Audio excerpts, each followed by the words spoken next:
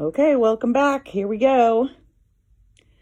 So, say your seam allowance is real tricky, or you didn't get as lucky and you have some fraying. Let's see. Let me hold this a little tighter. Okay, so as you can see, there's my thread coming out. And I've got not much seam allowance going on here, just like the last time. And it's starting to fray just a little bit because of where I clipped it. And so what I'm going to do is I'm going to use my needle just like the other video where I told you. And I try to get as much of that seam allowance under as I can right there. Okay. And press it in place. But then before I go any further, as we all know, it's much easier to stitch on a straight line if you can. So I'm going to take my needle from the opposite direction, put it in underneath like this, and see how I'm starting to catch that little fray right there? And I'm going to take my piece and I'm going to do this. I'm going to sweep that whole piece backwards. And then come back at it toward myself and do it a couple times just till I get it the way I want it.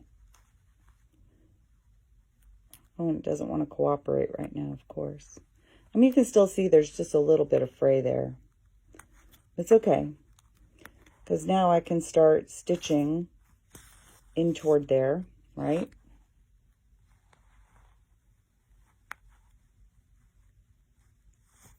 Sometimes your needle catches one of those threads just right and frays it even more, and then you just want to scream.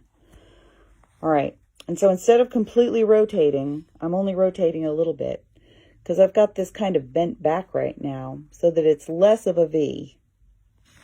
But that allows me to take my needle and do just a little more of that, you know,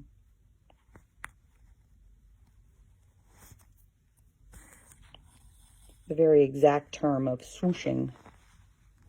And as I rotate it, you can see that's really less of a V and more like a gentle U. And that gentle U allows me, even though I should really be doing one stitch at a time like I told you earlier. Sorry, old habits.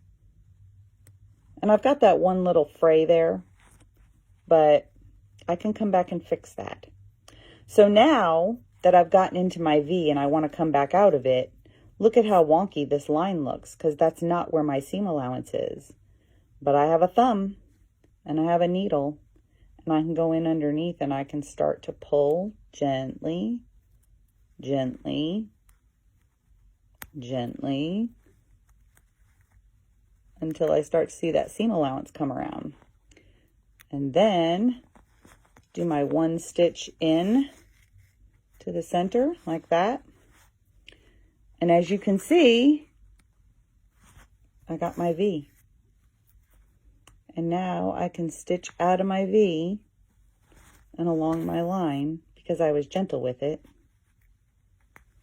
Now, what I said earlier about those deep V's, and if I have a little, that's got a little bit of a fray right there just sticking out, if you can see it right there.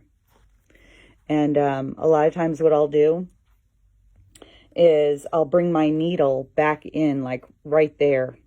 Bring my needle out right there. And once the needle is out, well, let's see here. This video is going to go longer than I thought. But here, let's see if I can show you real quick. So what I'm saying is I would bring my needle right where that fray is, right there. And then I would take just a little touch of glue right on my needle point. And I would take that glue and I'd shove it in under there and I'd get that little fray to go under. And once I got the little fray under with that little bit of glue, then I can take my thread and go right back over top of it and pull it into place. Now, that means that sometimes the back of a V looks like that. But who cares? It's the back of the V. The front of the V looks tidy and cute and just how you wanted it to look. You're welcome. If you have any questions, let me know. Good luck. Happy stitching. Can't wait to see your nice tidy V's.